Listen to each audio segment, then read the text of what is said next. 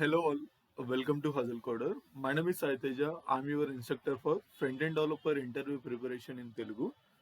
So front end developer interview ప్రిపరేషన్లో భాగంగా ఈ రోజు మనం ఈ వీడియోలో జావా స్క్రిప్ట్లో షాలో కాపీ డీప్ కాపీ ఎలా వర్క్ అవుతుంది అనేది నేర్చుకోబోతున్నాం. సో ఇదే క్వశ్చన్ చాలా ఇంటర్వ్యూస్లో అడుగుతూ ఉంటారు బిగినర్స్కి యాజ్ వెల్ యాజ్ ఎక్స్పీరియన్స్ పర్సన్స్కి. సో ఈరోజు మనం షాలో కాపీ డీప్ కాపీ ఎలా వర్క్ అవుతుందో నేర్చుకోబోతున్నాం. సో డెఫినేషన్ చూస్తే in JavaScript shallow copies and deep copies are two ways to clone an object. So ఏమంటున్నాడంటే జావా స్క్రిప్ట్లో ఒక ఆబ్జెక్ట్ నుంచి ఎగ్జాక్ట్ కాపీని క్రియేట్ చేయడానికి టూ డిఫరెంట్ వేస్ ఏంటంటే ఒకటి షాలో కాపీ, సెకండ్ వచ్చేసి డీప్ కాపీ. ఇక్కడ క్లోన్ అంటే మీనింగ్ ఏంటంటే ఎగ్జాక్ట్ కాపీని క్రియేట్ చేయడం అనమాట. సో షాలో కాపీ డెఫినేషన్ చూస్తే copy is the top level structure of an object but the nested elements share reference with the original. This means that the changes to either the source or the copy will also change the other. So ఇక్కడ ఏమంటున్నాడంటే ఎప్పుడైతే మనం ఒక exact కాపీని create చేస్తాం కదా, create చేసినప్పుడు అదేంటంటే అంటే ఆల్ ద థింగ్స్ ఏదైతే పేరెంట్లో ఉన్న ఏమైతే ఉంటాయి కదా, అంటే పేరెంట్ని మొత్తాన్ని కాపీ చేసేసి ఇప్పుడు నువ్వు క్రియేట్ చేసిన ఏదైతే కాపీ ఉంది కదా ఆబ్జెక్ట్, ఆ ఆబ్జెక్ట్ని నువ్వు చేంజెస్ చేస్తే ఏమవుతుందంటే అది పేరెంట్తో అంటే పేరెంట్ రిఫరెన్స్కి అటాచ్ అయ్యి ఉండడం వల్ల ఏమవుతుందంటే నువ్వు క్రియేట్ చేసిన కాపీలో చేంజెస్ చేసినా కూడా పేరెంట్లో కూడా చేంజెస్ జరుగుతూ ఉంటాయి. ఎందుకు? ఏదైతే నువ్వు క్రియేట్ చేసిన కాపీ ఉంది కదా అది స్టిల్ అనేది పేరెంట్తో అటాచ్ అయి ఉంటుంది కాబట్టి. అండ్ డీప్ కాపీలో చూసుకుంటే డెఫినేషన్ చూస్తే it creates a completely new object or array including all nested objects and arrays. This ensures that the original and copied data structures are completely independent, so changes to one object will not affect the other. So ఇక్కడ ఏమంటున్నాడు, same ఒక object నుంచి ఒక కాపీని create చేస్తాం కదా, create చేసినప్పుడు ఏంటంటే ఏదైతే క్రియేట్ చేసిన ఆబ్జెక్ట్లో చేంజెస్ చేస్తాం కదా, చేంజెస్ చేస్తే అవి పేరెంట్ ఆబ్జెక్ట్లో రిఫ్లెక్ట్ అవ్వవు. ఎందుకంటే ఏదైతే మనం ఆబ్జెక్ట్ క్రియేట్ చేసాం కదా అది కంప్లీట్లీ ఇండిపెండెంట్ అనమాట. దానివల్ల ఏంటంటే ఈవెన్ నువ్వు క్రియేట్ చేసిన ఆబ్జెక్ట్లో చేంజెస్ చేసినా అవి పేరెంట్లో రిఫ్లెక్ట్ అవ్వవు. బట్ షాలో కాపీలో ఏంటి, నువ్వు క్రియేట్ చేసిన ఆబ్జెక్ట్లో ఏమైనా చేంజెస్ చేస్తే పేరెంట్లో రిఫ్లెక్ట్ అవుతాయి. ఎందుకు? దాని రిఫరెన్స్ అనేది స్టిల్ పేరెంట్తో కనెక్ట్ అయ్యింది కాబట్టి.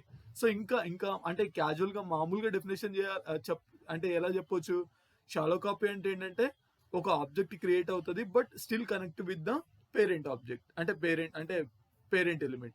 బట్ డీప్ కాపీలో ఏంటి, ఒక ఆబ్జెక్ట్ క్రియేట్ అవుతుంది ఏది అంటే ఒక ఆబ్జెక్ట్ ని బేస్ చేసుకొని, but it does not connect with the original object కదా. సో ఒకసారి మనం కోడింగ్ చూద్దాం. సో దాని గురించి నేనేం చేస్తా ఉన్నా అంటే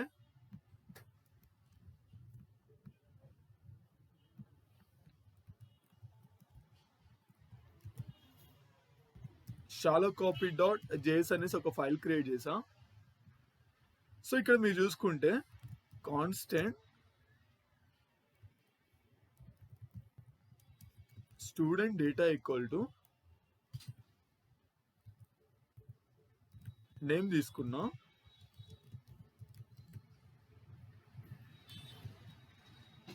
అండ్ నేను ఇక్కడ ఏం చేస్తా ఉన్నా అంటే constant college data equal to నేనేం చేస్తా ఉన్నా స్టూడెంట్ డేటాని ఆ కాలేజ్ డేటాకి అసైన్ చేసా.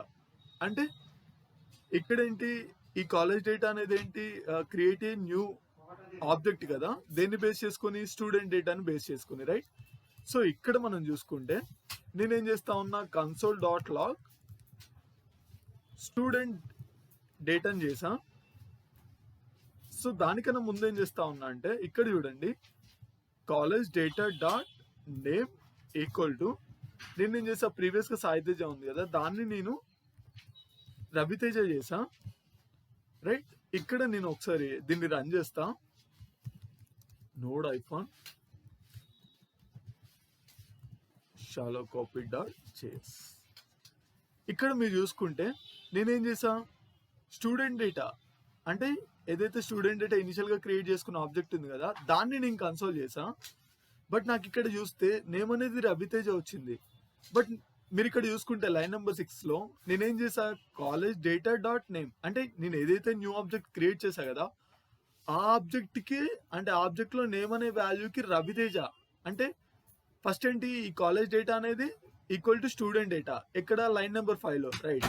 బట్ లైన్ నెంబర్ 6 లో ఏం చేసా, ఏదైతే నేమ్ ఉందో దాన్ని నేను చేంజ్ చేసా. అంటే ఓన్లీ ఇక్కడేంటి, ఓన్లీ కాలేజ్ డేటాకి రిఫ్లెక్ట్ అవ్వాలి కదా, ఎందుకంటే నేను కాలేజ్ డేటాలో ఉన్న నేమ్ ని చేంజ్ చేసిన, but not in student data కదా, స్టూడెంట్ డేటా నేను చేంజ్ చేయలే కదా. బట్ ఇక్కడ ఏంటి, షాలో కాపీ డెఫినేషన్ ఏంటి, ద క్రియేటెడ్ ఆబ్జెక్ట్ అనేది ఏంటి, still still have a connection with the original object కదా.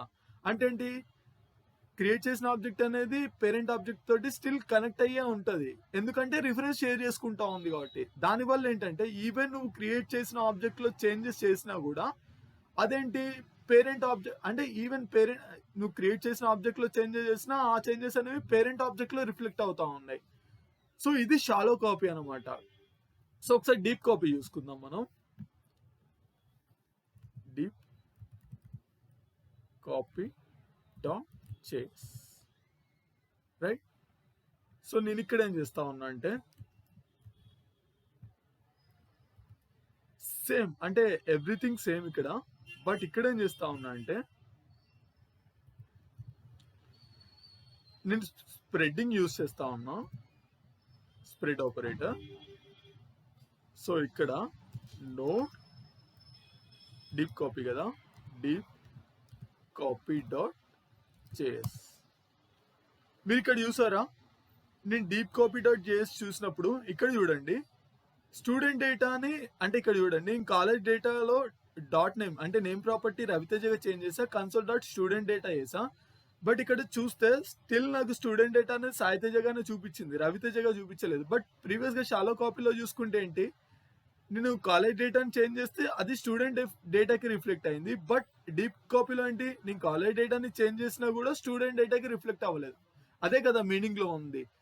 డీప్ కాపీలో ఏంటి అంటే ఒక ఆబ్జెక్ట్ నుంచి న్యూ ఆబ్జెక్ట్ క్రియేట్ అవుతుంది, but it doesn't connect with the parent object కదా, ఎందుకంటే ఎలాంటి రిఫరెన్స్ షేర్ చేసుకోదు. బట్ షాలో కాపీలో ఏంటి, రిఫరెన్స్ షేర్ చేసుకుంటది కాబట్టి అది still connection with have the connection with the parent object. ఇదే అనమాట మెయిన్ డిఫరెన్స్. సో ఇక్కడ మనం చూసుకుంటే డీప్ కాపీ చూసుకుంటే ఇక్కడ స్ప్రెడ్డింగ్ అనేది one of the method. So మనం స్ప్రెడ్డింగ్ యూజ్ చేయాలని లేదు. ఇక్కడ చూసుకుంటే నేను స్ప్రెడ్డింగ్ బదులు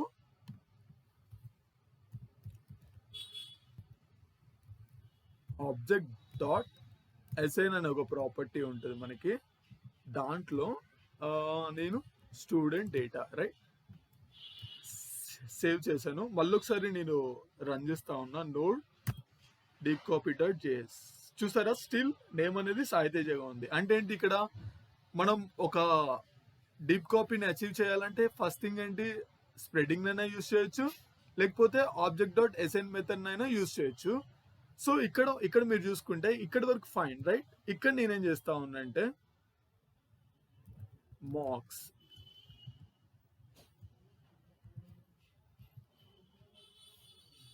లో ఇంగ్లీష్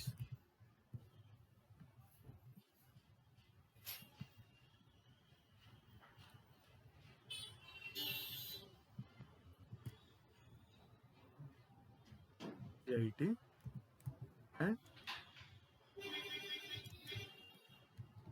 సైన్స్ 100.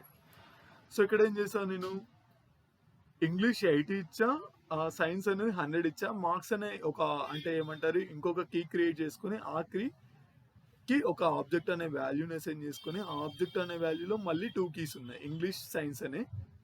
నేను ఇక్కడ చూడండి, నేను ఇక్కడ ఏం చేస్తా ఉన్నా అంటే college data dot marks dot English equal to అక్కడ 80 కదా, నేను ఇక్కడ 90 చేస్తా ఉన్నా. అండ్ ఇక్కడ ఒకసారి చూద్దాం,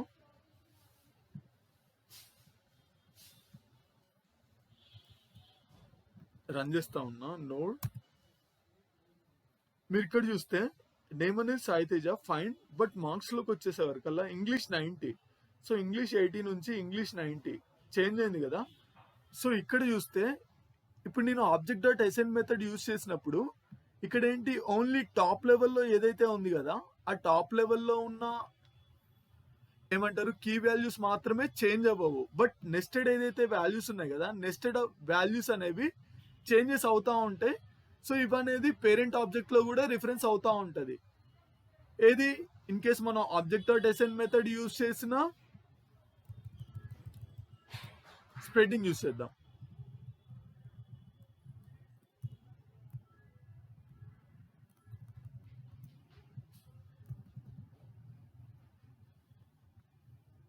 కంట్రోల్ ఎస్ మళ్ళొకసారి రన్ చేస్తా ఉన్నా.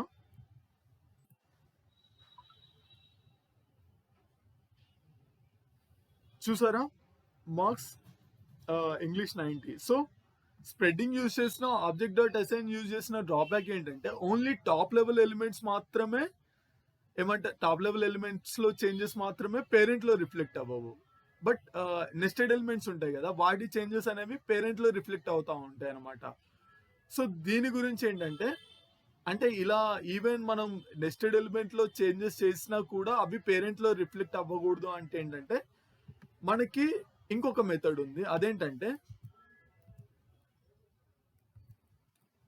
JSON డాట్ పార్స్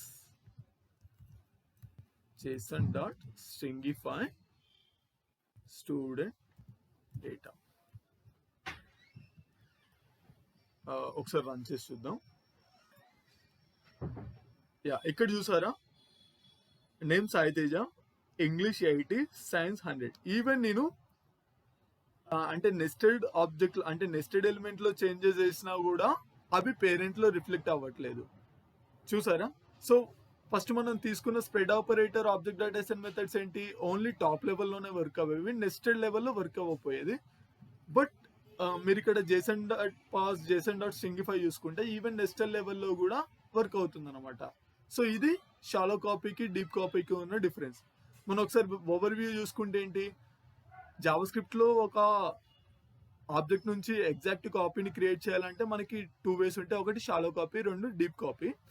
షాలో కాపీ వచ్చేసి అంటే డెఫినేషన్ చూసుకుంటే ఏంటి, స్టిల్